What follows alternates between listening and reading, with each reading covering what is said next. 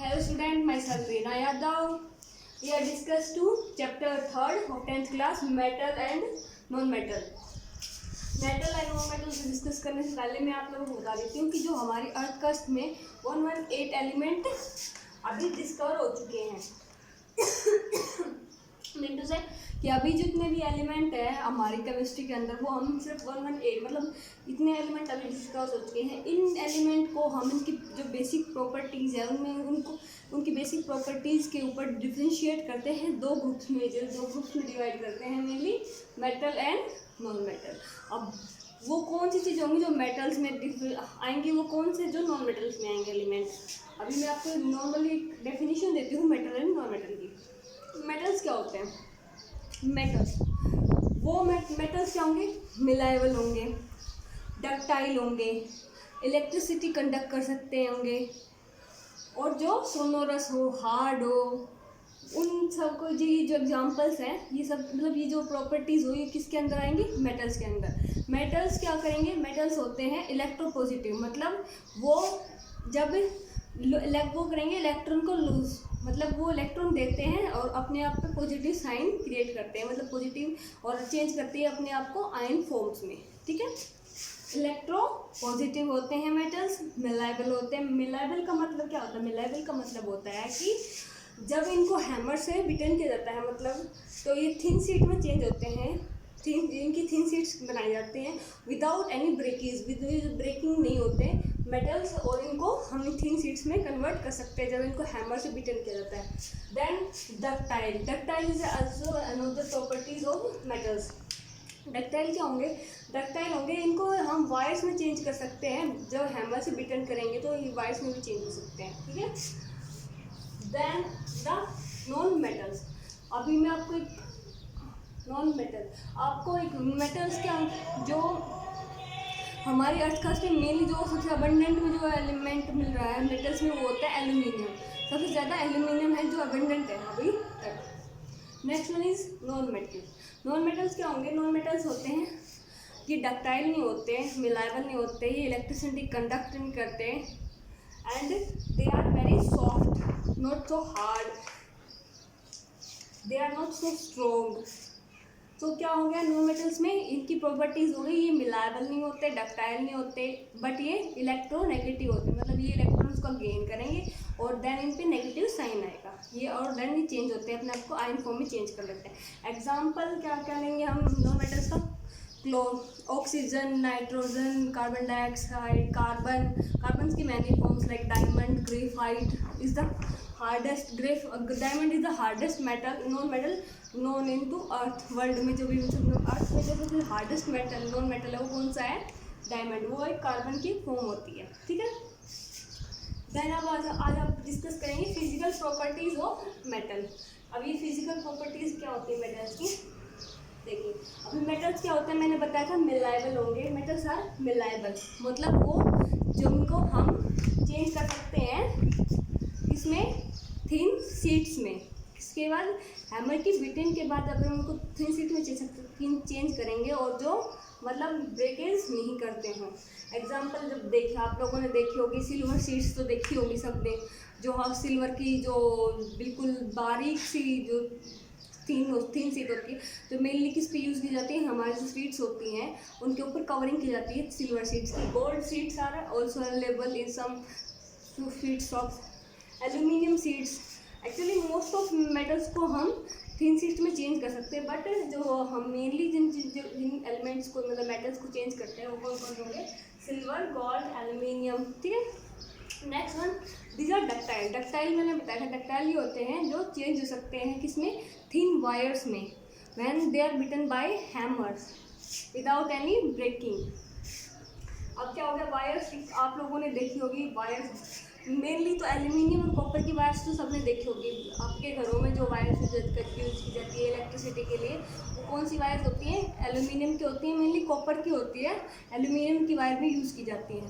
But जो silver की wires होती हैं वो silver is the most, silver जो है ना इलेक्ट्रिसिटी का कंडक्टर होता है, मोस्ट इलेक्ट्रिसिटी का जो कंडक्टर है वो कौन सा है? सिल्वर। गोल्ड की जो एक 10 ग्राम की जो वायर, 10 ग्राम का जो गोल्ड का पीस होता है उससे कितनी 2 किलोमीटर तक लंबी जो हम वायर बना सकते हैं, ठीक है। Metals are good conductor of heat and electricity.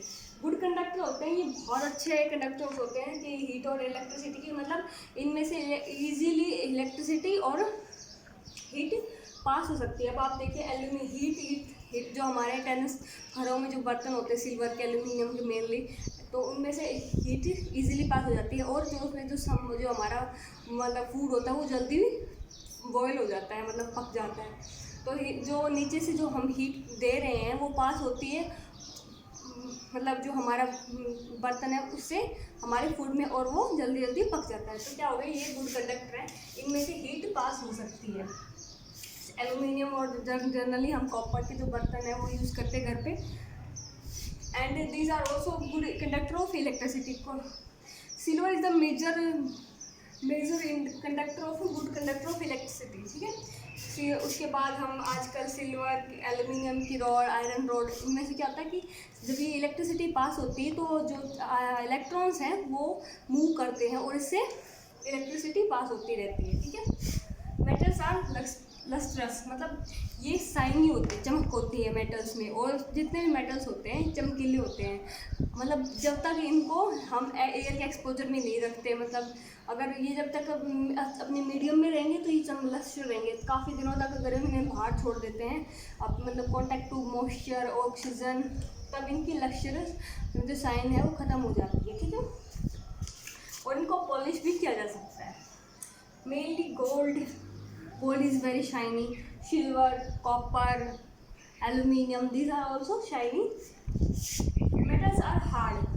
metals जो मोस्टली metals होते हैं वो हार्ड होते हैं, वो इजीली हम उनको तोड़ नहीं सकते, but except sodium and potassium, these are very soft.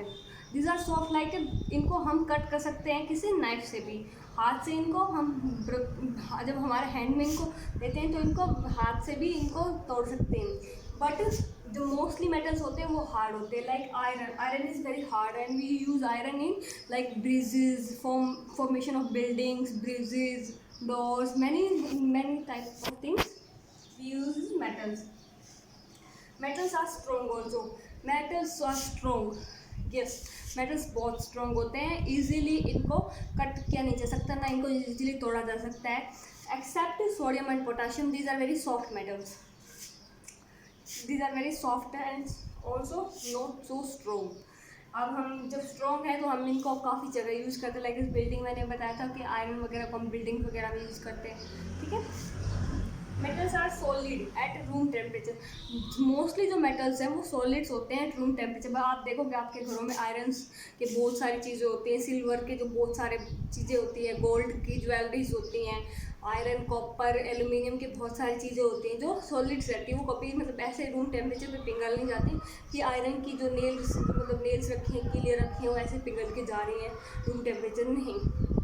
जो मेटल्स होते हैं मेनली जो रूम टेम्परेचर में बहुत स्ट्रॉन्ग होते हैं, मतलब बहुत ही हार्ड होते हैं, सॉलिड होते हैं। बट जो मर्क्यूरी होती है वो रूम टेम्परेचर पे लिक्विड होता है। आपने मर्क्यूरी को देखा होगा, मेनली जो हमारे लेबोरेटरीज में जो थर्मामीटर्स यूज़ किया जाता है उनमें मर्क्यूरी यूज़ की जाती है जो रूम टेम्परेचर पे लिक्विड फॉर्म में होती है।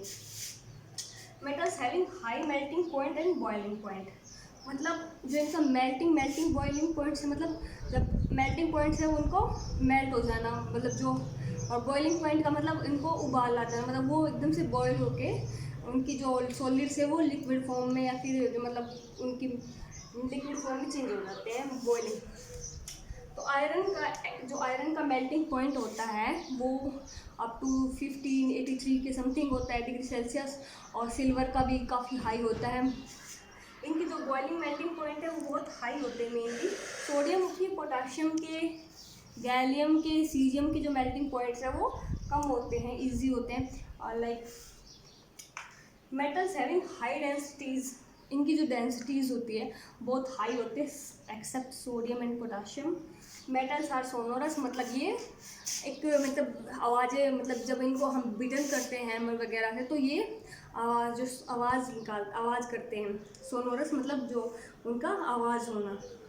तो मतलब जब हम सोनोरस होते हैं तो मेनली हम आयरन्स के बहुत सारे जगह इनको यूज करते हैं, बेल्स में, रिंगिंग बेल्स में, और इनको बहुत सारे म्यूजिकल इंस्ट्रूमेंट्स में यूज करते हैं, like sitar, Veena and guitar and anything. Okay, thank you.